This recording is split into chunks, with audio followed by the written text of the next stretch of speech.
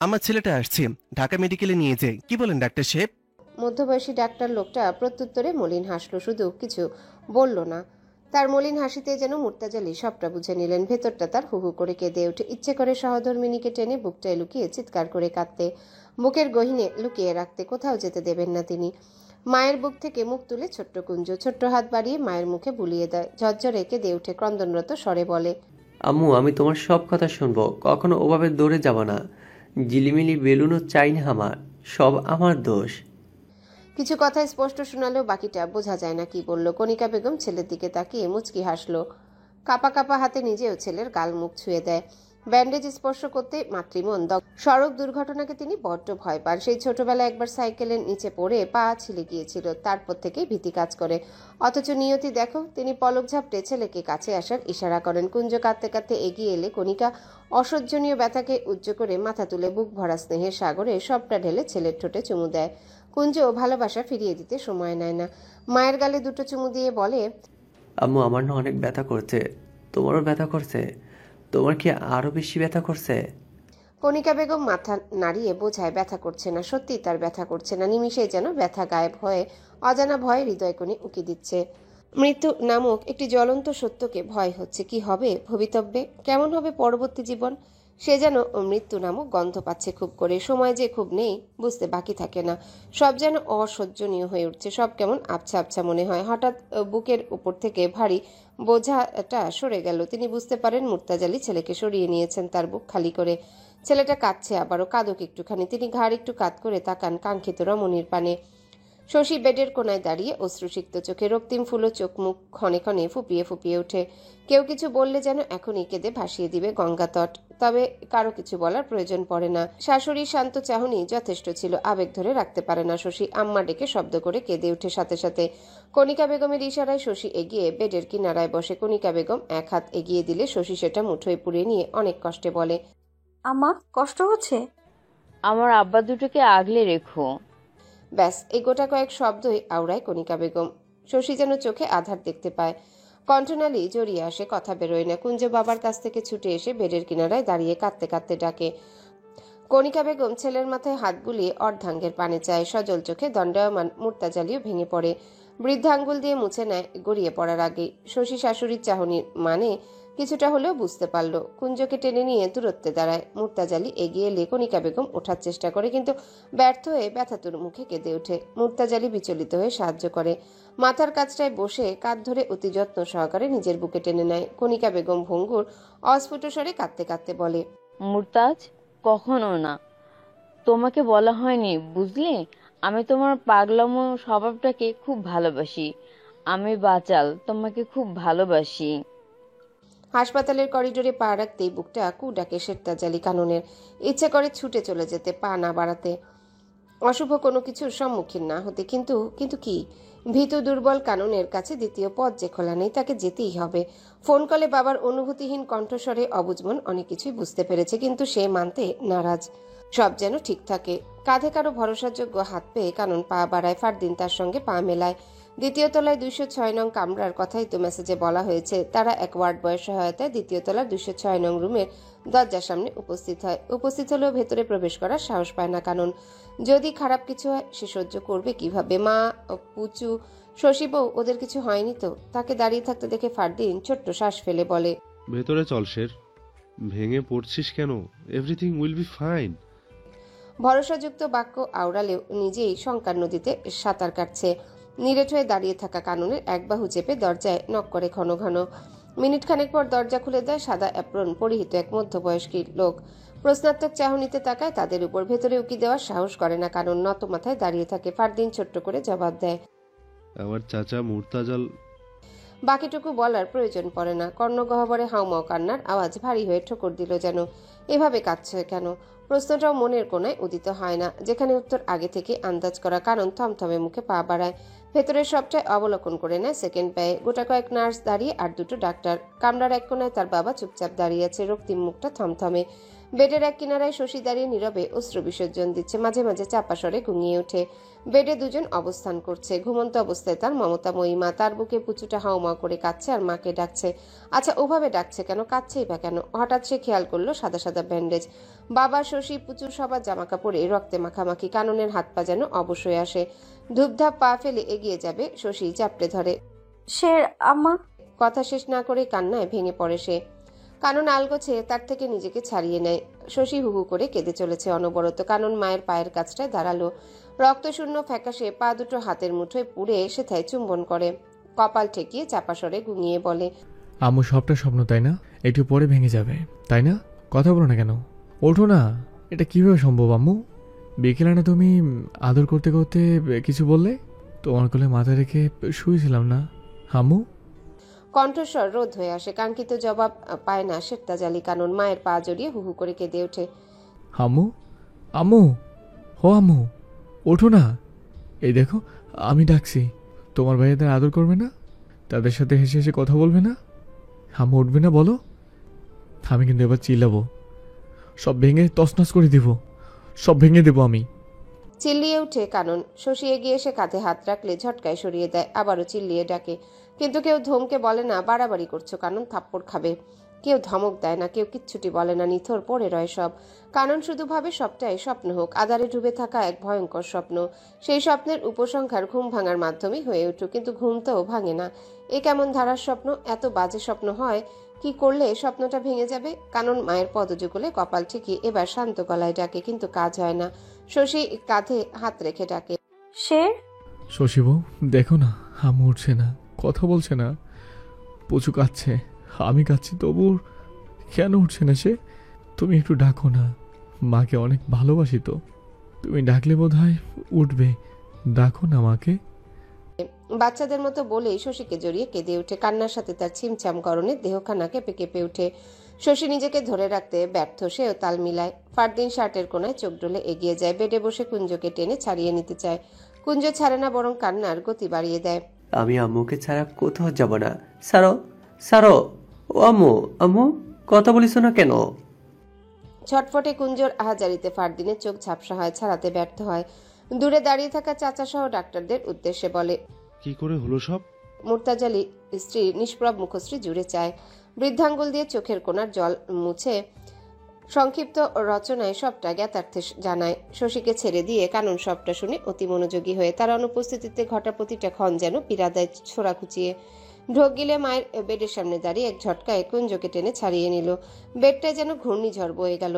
নিথর পড়ে থাকা কণিকা বেগমের দেহখানা ঝাঁকিতে কেঁপে ওঠে। কুঞ্জর গলা ফাটানো আর্তনাদে বদ্ধরুমের দেয়ালটাও কেঁপে উঠল যেন। কানন শ্রবণ ইন্দ্রিয়ে সে আর্তনাদ পৌঁছায় না। মেঝেতে নামিয়ে পরপর এলোপাথারি কয়েকটা থাপ্পড় বসিয়ে দুই কাঁধ ঝাঁকিয়ে গলা চড়িয়ে বলে, দেখ তোর দুষ্টেমির ফল কুঞ্জ, তোর জন্য মা নেই, শুধু তোর জন্য।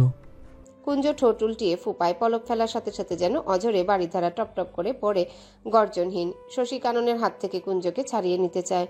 পাগল হয়ে গেছো শের, কি বলছো জানো? ছাড়ো ওকে। শের, ছাড় বাচ্চাটাকে, আয় তুই আমার সাথে। চাচ্চু, কিছু বলছো না কেন?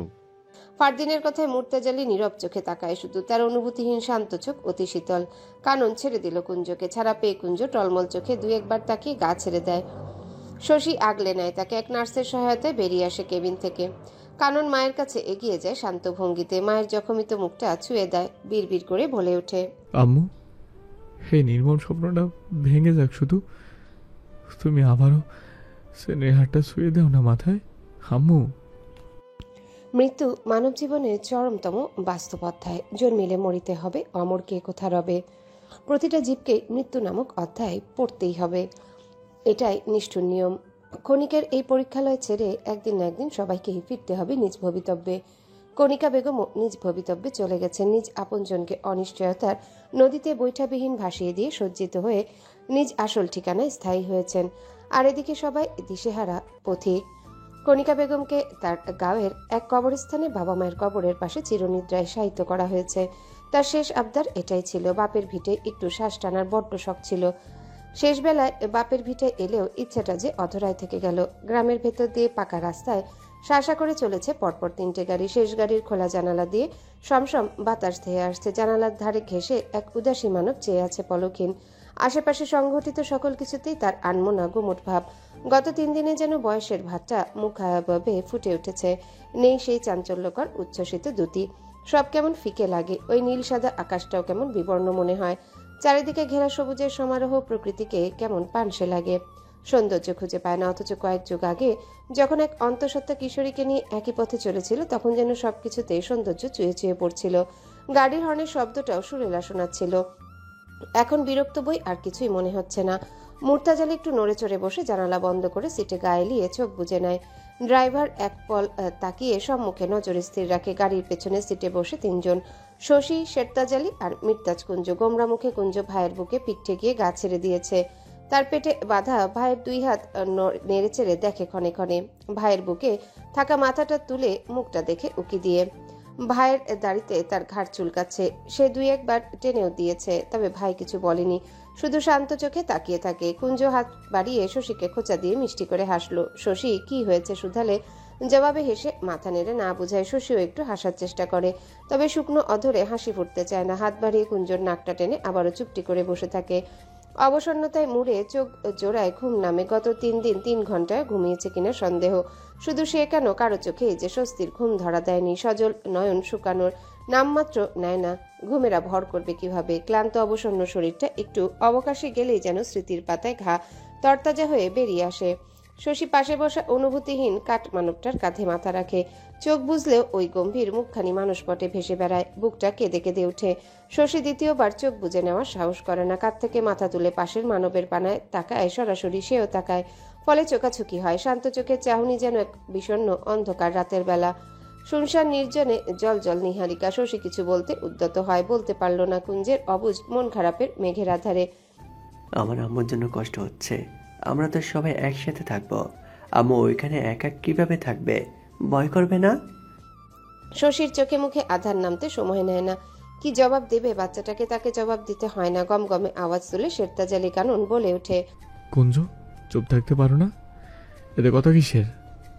ধমকে কুঞ্জ ঠোঁট উল্টায়। এভাবে চুপ থাকতে ভালো লাগে না তার। আরো কান্না পায় সে বিড়বিড় করে, অথচ সবাইকে শুনিয়ে শুনিয়ে বলতে শুরু করে, এখন আর কেউ ভালোবাসবে না আমাকে। পুপ্পি, দাদুনি সবাই ঠিক কথাই বলেছে। আব্বু তো কথাই বলে না। শশীবউ ভাই ওরও বলে যাবে, তাতে আমার কি? আমি পুপ্পির সাথেই থাকবো এখন থেকে। কাননের কপালে সূক্ষ্ম ভাঁজ পড়ে। অগোছালো কথাগুলোর মর্মার্থ কি? সে শশীর দিকে তাকায়। শশী বুঝতে পারে সেই চাহনির মানে। স্মিত হাসি ঝুলিয়ে কুঞ্জকে বলে, ভুলে যাব? তাও সবার আদরের পুচুকে? কেন বলো তো? ফুপির কাছে থাকার কথা মাথায় কিভাবে এলো? কুঞ্জর মাঝে আগ্রহ ভাব দেখা যায়। সামনের ফ্রন্ট সিটে বাবাকে উকি ঝুঁকি দিয়ে দেখে নেয়। সতর্কতা অবলম্বন করে শশীর দিকে এগিয়ে গিয়ে ফিসফিসিয়ে বলে, জানো শশীবউ কি হবে? কাননের কপালে চিন্তার রেখা দেখা যায়। শশী ভ্রুকুটিতে ভাঁজ ফেলে না বোধক মাথা নেড়ে বোঝায় সে জানে না। কুঞ্জ আর একটু ধীমস্বরে ফিসফিস করে বলে, দাদুন আব্বুকে আবারও বিয়ে করিয়ে দেবে। আমার জন্য নতুন মা আনবে বলেছে, কিন্তু আমার নতুন মা মোটেই চাই না, তাই পুপ্পির কাছে থাকবো। শশী প্রতিক্রিয়া দেখাতেও যেন ভুলে গেল কি বলল ছেলেটা। সত্যি কুলসুম বেগম সব বলেছেন? শশী কথাগুলো জমিয়ে রাখলো। ছেড়ে সে একদিন দিবেই। তার মুখটা আবার চুপ থাকতে জানে না। সে সামনে চোখ মুদে রাখা শ্বশুরের দিকে তাকালো। চুপচাপ শুয়ে আছে, ঘুমিয়ে পড়েছে কি? সেখান থেকে নজর হটিয়ে কাননের দিকে তাকায়। ভদ্রলোক তার দিকেই তাকিয়ে আছে। সে ভ্রু উঁচিয়ে কি জিজ্ঞাসা করতে কানন বরফ শীতল গলায় বলে, বারণ করেছিলাম ওকে পাঠাতে, তবুও পাঠিয়েছিল। পাঠায়নি সে। ফুপি নিয়ে গেল, বাধা দিতাম কি করে? শশীর পাল্টা জবাবে কারণ আর কিছুই বলে না। সিটে গায়ে লিয়ে দীর্ঘশ্বাস ফেলে। শশী অসহায় চোখে চায়। হাত বাড়িয়ে চুলের ভাঁজে ভাঁজে বুলিয়ে বলে, মাথা ব্যথা? না, যন্ত্রণা, অসহনীয় যন্ত্রণা শশীবউ। তবে দুঃখের বিষয় হচ্ছে সহ্য করতে হবে।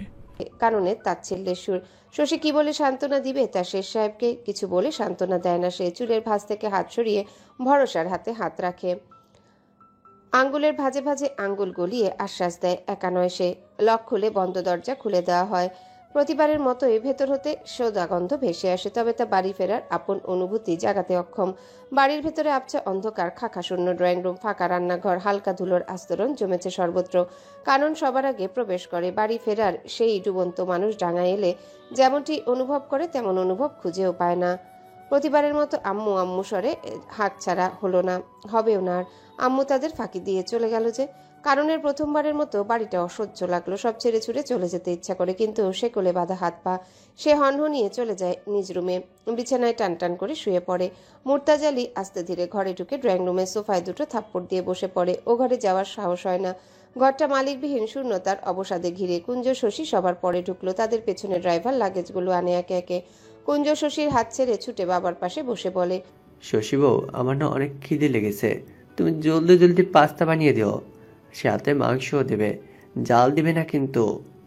শশী মাথা নেড়ে সায় জানালো। অবাক হয় ঢের, বাচ্চাটা তো স্বাভাবিক কিভাবে। তবে অবাকতাকে পিছনে ফেলে ফ্রেশ হতে চলে যায়। রান্না চড়াতে হবে, সবাইকে খাওয়াতে হবে, বাড়িঘর গুছিয়ে পরিষ্কার করতে হবে, আরো কত কাজ। কুঞ্জর বাবার পাশে বসে উসকুস করে, তার পেট গুড়গুড় করে অনেক কিছুই বলতে, কিন্তু বলতে পারছে না বিধায় ছটফট করছে। সেও গুরুম গুরুম স্বভাব থেকে বেরিয়ে কুঞ্জ বাবার কোলে বসে গলা জড়িয়ে কাঁধে মুখ লুকিয়ে বলে, আব্বু, আমার নতুন মা চাই না। মুর্তাজালি নড়েন না, প্রতিক্রিয়াবিহীন বসে রয় সেভাবেই। জবাব দেওয়ার কোনো প্রয়াসই তার মাঝে উপলব্ধি করা গেল না। কুঞ্জ বাবার জবাব না পেয়ে আরেকটু শক্ত করে জড়িয়ে ধরে মুখ লুকিয়ে নেয়। মুর্তাজালি নির্লিপ্ত ভঙ্গিতে একটা হাত ছেলের পিঠে রাখে শুধু। ঘরে ঢুকে শশী অবলোকন করলো শেষ সাহেব বিছানায় গা এলিয়ে দিয়েছে, পায়ে শু অবধি খুলেনি। শশী হতাশা মিশ্রিত শ্বাস ফেলে হিজাব খুলে নেয়, আলমারি খুলে সালোয়ার কামিজ দিয়ে ওয়াশরুমে ছুটে যায় ফ্রেশ হতে। ফ্রেশ হয়ে তোয়ালে দিয়ে হাত মুখ মুছতে মুছতে বেরিয়ে আসে। কাননকে সেভাবে পড়ে থাকতে দেখে মৃদু নরম স্বরে ডাকলো, শের, ওঠো, ফ্রেশ হয়ে নাও। শের, ঘুমিয়ে পড়েছো? জবাব আসে না। শশী তোয়ালে রেখে বিছানায় এক পা তুলে কাঁধ ঝাঁকিয়ে ডাকলো, শের, ফ্রেশ হয়ে তারপর শুয়ে থেকো, এখন ওঠো। ওঠে না কানন, তবে মৃদু ধাক্কায় সরিয়ে দেয় হাতখানা। শশী বুঝতে পারলো না কি হলো। একটু খারাপ লাগা কাজ করলেও উজ্জ করে। এরকম পরিস্থিতিতে মনটা যে বিক্ষিপ্ত হয়ে আছে। শশী আর কিছু না বলে সূর্যরা খুলে দিল। আলমারি থেকে কমফোর্টার বের করে গায়ে জড়িয়ে দিয়ে কামরা থেকে বেরিয়ে আসে। রান্নাঘরে একা হাতেই কাজ করে যায় শশী। কাজ করার সময় মন কেমন করে ওঠে, হাত দুটো চলে না, কেঁপে কেঁপে ওঠে। এই রান্নাঘরে দুজনার বেশিরভাগ সময়টা কেটেছে। দুষ্টু মিষ্টি, খুনসুটি, টকঝাল, ঝগড়াঝাটি, তর্ক বিতর্ক সবটা যেন মাথাচাড়া দেয়। শাশুড়ির বিরক্ত মাখা মুখটা মানসপটে ভেসে ওঠে বারংবার। তার গম্ভীর গলা যেন কানে বাজে, যেন ধমকে বলছে, শশী বউ, বড্ড কথা বলো তুমি, সাথে কাজটাও যদি করতে। তখন শশী একগাল হেসে নিজেকে নির্দোষ ঠাউরাতো। শশী কুকারে ডাল বসে উদাসীন চোখে চায়, চোখটা নোনা জলে ভরে টইটুম্বর। তার রান্নাঘরে সখীটা আর বকবে না, ধমকাবে না, মারতে উদ্যত হয়েও না মেরে বলবে না যে, তুমি আমার মেয়ে হলে পিটি তক্তা বানাতাম। সেও দুষ্টু হেসে বলতো, আমি তো আপনারই মেয়ে আম্মা, তবে মারবেন না। মারলে বউ নির্যাতনের মামলা ঠুকে দিব, তখন জেলের ঘানি টানতে টানতে কোমর বেঁকে যাবে। তখন শাশুড়ি আম্মার গরম চাহনি, অথচ হালকা গোলাপি রাঙা অধরকনে হাসিরা লুকোচুরি খেলতো। সেসব এখন শুধু স্মৃতি হয়েই থেকে যাবে। আর কেউ শাসন করবে না, আদব লেহাজ হাতে ধরিয়ে শিখিয়ে দেবে না। কুঞ্জর গলা ভেসে আসতে শশী অন্যায় ভেজা চোখ মুছে ফেলে জলদি করে। কুঞ্জ এটো দুটো বাটি এনে কেবিনেটের উপর রেখে হেসে বলে, আমি আব্বু দুজন খেয়ে নিয়েছি শশী বউ, আজান দিবে, আব্বু মসজিদে যাবে, আমিও যাই, আমার জন্য দোয়া করবো তো। হাসি মাখা বদনখানি দেখে শশীর ভেজা চোখ আবারও ভরে ওঠে। কুঞ্জর মাথার চুলগুলো গুছিয়ে দিয়ে বলে, এই তো গুড বয়, যাও অজু করে এসো, তোমার ভাইকেও ডেকে নিয়ে নিও কেমন। মাথা কাত করে বিনীত ভঙ্গিতে আচ্ছা বলে কুঞ্জ পা বাড়ায়। তবে কষ্ট করে তাকে ডাকতে হয় না। শেরতাজালি কানন টুপি মাথায় বেরিয়ে এসেছে, হাত মুখ ভেজা, অজু করেই বেরিয়েছে, হাত মুখ মুছবে না। শশী এগিয়ে এসে ওড়না দিয়ে মুখ হাত মুছে দেয় যত্ন সহকারে। কুঞ্জ লালা লালা করে লাফাতে লাফাতে ঘরে যায় অজু করতে। কানন বাঁকা চোখে তার প্রস্থান দেখে। মা নামক মমতাময়ীকে হারানোর ব্যথা কি ওই ছোট্ট হৃদয়ে আঘাত হানেনি? মায়ের অনুপস্থিতিটি হৃদযোগে ব্যথা সৃষ্টি করে না? তার না থাকা কি যন্ত্রণা দেয় না? নাকি বাচ্চাটা মানিয়ে নিতে শিখেছে অল্প সময়ে? ও কি জানে কি হয়েছে? ও কি জানে ওর শৈশবটা তছনছ হয়ে গেছে? ও কি জানে মা ছাড়া দুনিয়াটা কতটা ভয়ঙ্কর? কারণের অশান্ত কম্পিত গলা শুনে বোঝা যায় কতটা কষ্টে শব্দগুলো উচ্চারণ করলো। নয়ন জোড়াও চিকচিক করছে। শশী তার হাত জোড়া মুঠোয় ভরে বলে, শের, ও বাচ্চা, বয়সই বা কত, 5 বছরের বাচ্চা। ও কিছুই জানে না, বোঝেও না, অবুঝ সে। তবে অবুঝ বাচ্চা এটা জানে ওর বাবা ভাই তো আছে ওর সাথে, কিসের ভয়? ভয় তো তার মায়ের জন্যে। মা তার একা, নিজেকে সামলাও শের, তোমাকে তো বাবা ভাই দুজনকেই আগলে নিতে হবে, তাই না? কানন লম্বা শ্বাস টেনে নেয়। কিভাবে সামলাবে সে নিজেকে, কিভাবে বা আগলে নিবে বাবা আর ভাইকে? সে নিজেই তো ভেঙে চূর্ণ বিচূর্ণ হয়ে আছে, মাকে ছাড়া ভাবতেই পারে না। সেই মা আজ অনেক দূরে, চাইলেই আর ধরা যাবে না, ছোঁয়া যাবে না। আম্মু ডেকে গলা ফাড়লেও কেউ জবাব দেবে না। মুর্তাজালি টুপি মাথায় নামাজের জন্য বের হয়। কুঞ্জ তার এক হাত ধরে হাসি মুখে ভাইকে তাড়া দিল। জলদি এসো না ভাইয়া, দেরি হয়ে যাবে। কারণ শান্ত চোখে ভাইয়ের হাসি মাখা মুখটা চেয়ে দেখে। শশী এগিয়ে যায় তাদের দিকে। ওনার এক পাশ ভিজে গেছে শেষ সাহেবের হাত মুখ মুছিয়ে দিতে। সে অপর অংশ দিয়ে কুঞ্জের ভেজা মুখটা মুছে দিয়ে বলে, নামাজ পড়ে মায়ের জন্য অনেক দোয়া করবেন কুঞ্জ সাহেব। আর আব্বু সাবধানে যাবেন আর জলদি ফিরবেন, আমি অপেক্ষায় থাকবো। মুর্তাজালি নির্লিপ্ত ভঙ্গিতে দাঁড়িয়ে, যেন অনুভূতিহীন কোনো জড় পদার্থ। শশী ছোট্ট করে শ্বাস ফেলে। গত দুদিন হলো শ্বশুরমশাই অতি দরকারি ছাড়া কারোর সাথে এই কথা বলে না। চুপচাপ উদাসী স্বপ্ন বুনে যায় একাকী। কানন এগিয়ে এসে বলে, ফিরতে লেট হবে শশী বউ, মাগরিবের নামাজ শেষে হাটে যাব, এসে নামাজ আদায় করে ফিরবো। তুমি সাবধানে থেকো, একা ভয় লাগলে শিরিন বাবের কাছে যেও, হাঁটছি। বলেই বেরিয়ে পড়ে ওরা। কুঞ্জর দুই হাত বন্দি, দুই ভরসাযোগ্য হাতের মুঠোয়। সে নানান মিষ্টি মিষ্টি কথার পৃষ্ঠা জুড়ে দেয় রাস্তায়। শশী দরজায় ঠেস দিয়ে দাঁড়িয়ে দেখে তাদের প্রস্থান। কুকারের পরপর 3বার সিটি বাজতেই শশী গিয়ে ডাল নামিয়ে ফোড়ন দিল। আলু ভর্তা বানিয়ে শিং মাছের ঝোল করে। রান্নার কাজ শেষ করে পুরো বাড়ি ঝাড়ু দিল। শ্বশুর শাশুড়ির রুমটা ভালোভাবে পরিষ্কার করে বিছানা ঝেড়ে গুছিয়ে দেয়। আলমারি খুলে শাশুড়ির শাড়ির ভাঁজে হাত বুলিয়ে মলিন হাসলো। আলমারির এক কোণায় একজোড়া চিকন স্বর্ণের চুড়ি। তার শাশুড়ি এটাই পরে থাকে সর্বদা। নাই ওরে যাচ্ছিল তাই খুলে রেখে নতুন জোড়া পড়েছে। শশী হাতে গলিয়ে দেয় বালা জোড়া, পরপর খুলে যথাস্থানে রেখে আলগোছে আলমারি বন্ধ করে দেয়। নিজেদের ঘর গুছিয়ে নিয়ে সোফায় বসে ক্লান্ত ভঙ্গিতে। পুরো বাড়িটা কেমন শুনশান, নীরবতার চাদরেছে। সাদা আলোয় প্রতিটা কোণা ঝলমল করছে, তবুও কেমন যেন মলিনতার আধার ঘিরে ধরে। গাটা ছমছম করে, লোহমর্ষক অনুভূতি জাগে মনের কোণে। একা বাড়িতে হঠাৎ ভয় জেগে ধরে শশীর পা থেকে মাথা অবধি। ঢোক গিলে আয়াতুল কুরসি পাঠ করে, কিন্তু প্রথমটুকু পাঠ করার পরপরই সব গুলিয়ে যায়। শত চেষ্টার পরেও মনে করতে পারে না। কেমন ভুতুরে অনুভূতি আসে। আশ্চর্য, সে তো ভূতে বিশ্বাস করে না, না সেরকম ভয় পায়। তাহলে এমন কেন হচ্ছে? শশী ঢোক গিলে রিমোট খুঁজে টিভি অন করে কার্টুনের চ্যানেল চালিয়ে দেয়। টিভিতে চলমান কার্টুন শশীর মনের ভয় দূর করতে পারেনি, তবে কেন যেন মনে হয় কেউ কথা বলছে, ধমকাচ্ছেন কাউকে। শশী তৎক্ষণাৎ টিভির ভলিউম মিউট অপশনে দিল। না, কোনো শব্দ শোনা যাচ্ছে না। ভাবে তার দোনামোনা ভয়াতুর মনের ভ্রম, বই কিছুই না। শশী টিভি অন করলে আবারও লোহমর্ষক অনুভূতির শিকার হয়। মনে হয় কেউ আছে আর ধমকাচ্ছে কাউকে। ভয়ে শশীর গায়ে ঘাম ছুটে যায়, হাত পা ঠান্ডা হয়ে আসে।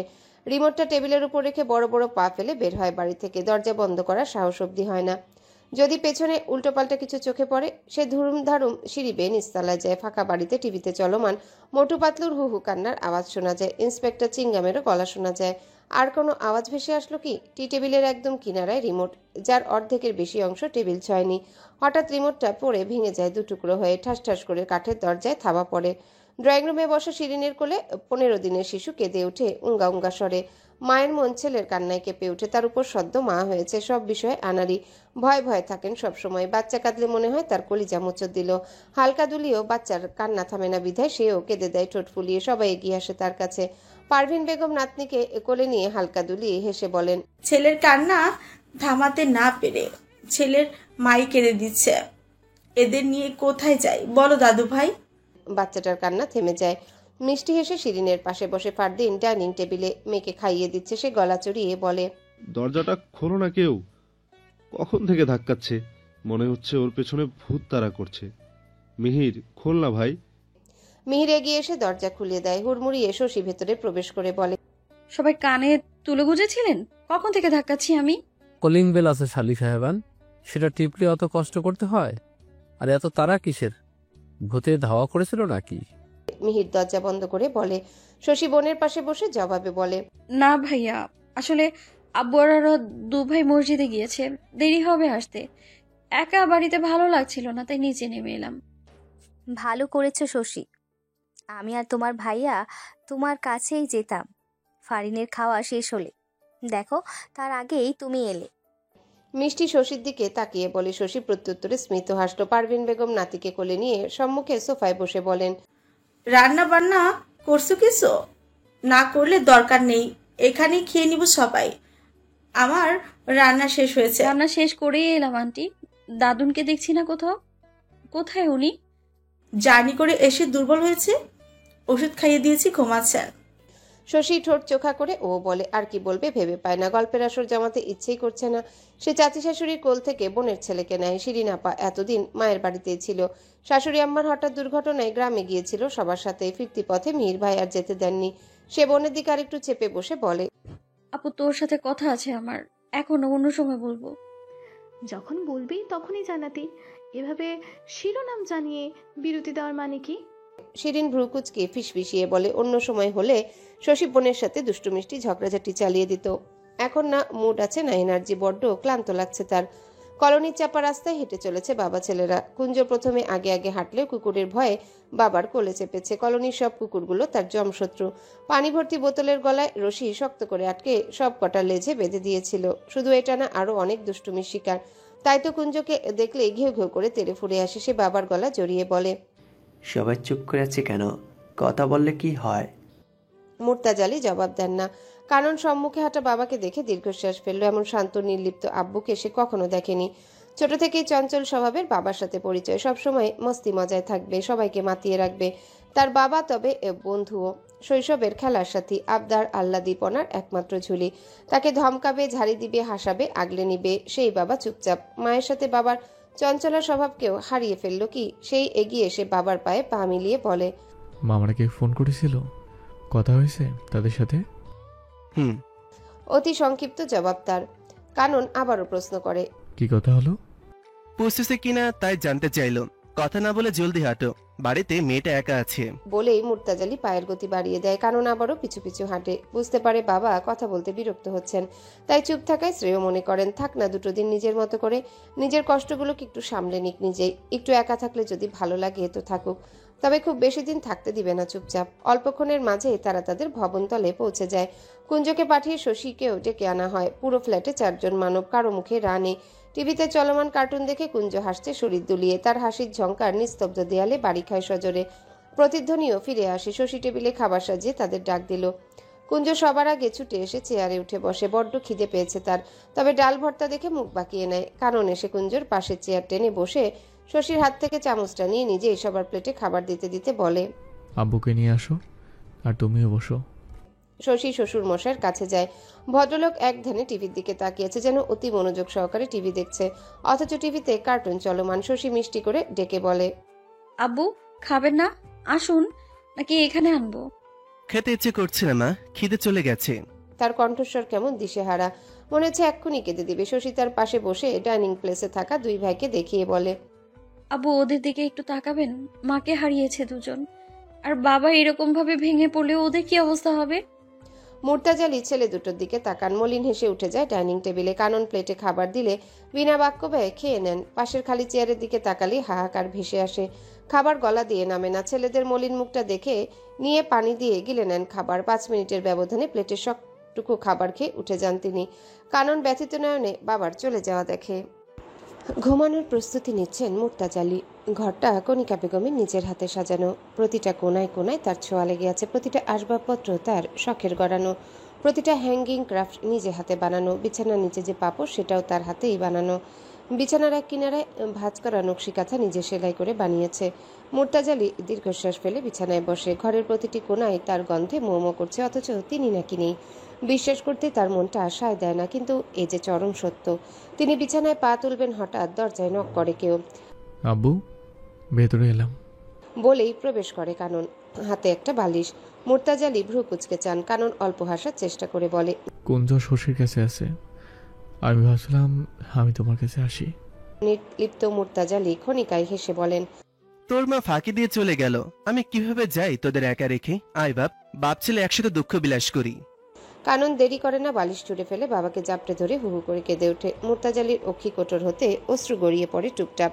ছেলের পিঠ চাপড়ে দিয়ে মিছে সান্ত্বনা দেয়। কান্নার দরুন শরীর কেঁপে কেঁপে উঠে। কাননের জড়ানো কণ্ঠে বলে, আব্বু এটা দুঃস্বপ্ন তাই না?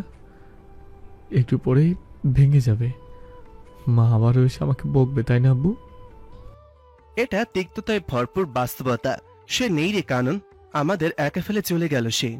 মুর্তাজালির ভঙ্গুর গলা। কানন বাবাকে ছেড়ে ওয়াশরুমে ছুটে যায়। এভাবে ভেঙে পড়া মোটেও শোভা পায় না। মুর্তাজালি ভেজা গাল মুছে আবারও বিছানায় গা এলিয়ে দিবে। ছোট্ট দুটো পা গোমরা মুখে তার দোরগোড়ায় উপস্থিত হয়। তার হাতে ছোট কোলবালিশ ছাড়া ঘুম হয় না তার। কুঞ্জ গুটি গুটি পায়ে এগিয়ে আসে, বিছানায় কোলবালিশ রেখে বলে, হ্যালো বন্ধুরা, পরবর্তী পার্ট খুব তাড়াতাড়ি আসবে, তো সবাই অপেক্ষায় থাকো। আর চ্যানেলটি যারা এখনো সাবস্ক্রাইব করোনি তারা পরবর্তী পার্ট দেখার জন্য চ্যানেলটি সাবস্ক্রাইব করে রেখো। ধন্যবাদ সবাইকে, আমাদের সাথেই থেকো।